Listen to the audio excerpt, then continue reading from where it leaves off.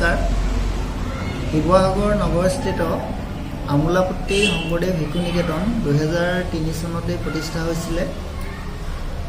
ইয়াৰ পূৰ্বে এই ঠাইতে 1972 চনৰ পৰা 1994-95 চন মানলৈকে শিৱসাগৰ আইন মহাবিদ্যালয়খন চলি আছিল বিশেষ কাৰণবশতঃ এই আইন মহাবিদ্যালয়খন বন্ধ হৈ যোৱাৰ পাছত বিদ্যাভাৰতী অন্তৰ্গত শংকৰদেৱ শিশু নিকেতন আমোলাপট্টি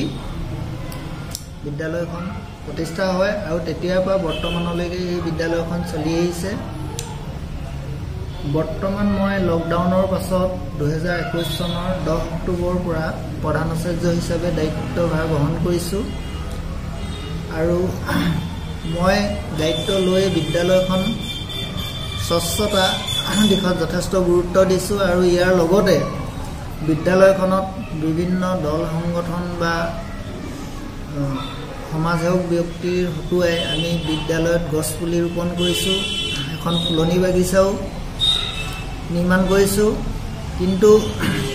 দুখৰ বিষয় যে আজি কিছুদিন ধৰি বিদ্যালয়খনত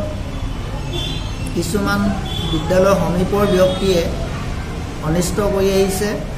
বিশেষকৈ যোৱা মাঘ বিহুৰ সময়ত দুখনকৈ জেৰুৱা বিদ্যালয়ৰ ফুলনি বাগিচাৰ পৰা তেওঁলোকে লৈ গৈছে আৰু ওপৰ মহলত থকা শিৱসাগৰ আইন মহাবিদ্যালয়ৰ পুথিভঁৰালৰ এখন আমি আঁৰৰ ব্যৱস্থা কৰিছিলোঁ সেইখনো লৈ যায় আৰু যিহেতু আইন মহাবিদ্যালয়ত আলমাৰীকে ধৰি যথেষ্ট মূল্যৱান গ্ৰন্থ আৰু ফেন আদি সামগ্ৰী আচবাব আদি আছে আৰু আমাৰ বিদ্যালয়ৰ ছাত্ৰ ছাত্ৰীসকলৰ বৰ্তমান খোৱা পানীৰ যথেষ্ট সমস্যা আছে আৰু আমি এটি ফিল্টাৰ মানে তাৰ যিটো গুৰিত আমি টেপটো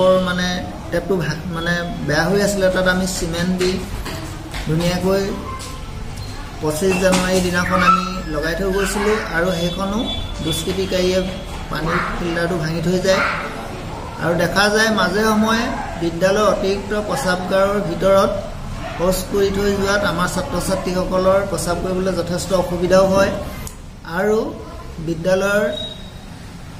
গৰু ছাগলী হাঁহ কুকুৰা আদি মেলি থৈ যোৱাত আমাৰ বিদ্যালয়ৰ ফুলনি গছ পুলি আদি বহুত অনিষ্ট কৰিছে আমি এই বিষয়ে ইতিমধ্যে বহু সচেতন ব্যক্তিক অৱগতও কৰিছোঁ আৰু আমি আইন মহাবিদ্যালয়ৰ তৰফৰ লগত আলোচনা কৰি আমি এখন জাননী ইতিমধ্যে জাৰি কৰিছোঁ আৰু যোৱাকালি 5 তাৰিখৰ পৰা 5 ফেব্ৰুৱাৰীৰ পৰা আৰু ভৱিষ্যতে এই বিদ্যালয় চৌহদত অকৰ্তৃত্বশীল ব্যক্তি বা অপৰিচিত ব্যক্তিয়ে যদি এই বিদ্যালয়ত বিনা কাৰণত প্ৰৱেশ কৰা দেখা যায় তেতিয়াহ'লে শিৱসাগৰ আইন মহাবিদ্যালয় আৰু শংকৰদেৱ শিশু নিকেতন আমোলাপট্টি পৰিচালনা সমিতিৰ তৰফৰ পৰা আমি আইনী ব্যৱস্থা গ্ৰহণ কৰিম ধন্যবাদ ঘৰ অফিচ গুদান আদি সলনি কৰাৰ কথা ভাবিছে নেকি পিছে সলনি কৰিব হয় সকলো বস্তু এঠাইৰ পৰা আন ঠাইলৈ সহজে নিয়াটো জানো সম্ভৱ চিন্তা তাতেই নহয় জানো কেৱল ঘৰ অফিচে নহয় ডাঙৰ ডাঙৰ মেচিন বাইক ডাঙৰ ডাঙৰ গাড়ীকে ধৰি সকলো বস্তু পিছে এতিয়া আৰু চিন্তাৰ কোনো কাৰণ নাই আপোনাৰ এটা মাথো ফোন কলতে সমাধান হৈ পৰিব এনেসমূহ সমস্যা আপোনাৰ কাষত আংকুশ কাৰ্গো পেকাৰ্ছ এণ্ড মুভাৰ্ছ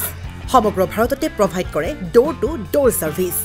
গতিকে দেৰি কিহৰ এতিয়া যোগাযোগ কৰক 9957630102 অথবা 9546214823 নম্বৰত লগতে ঠিকনা ফটাহিল আমবাৰী নিয়াৰ অনাথ আশ্ৰম আমবাৰী থানা গুৱাহাটী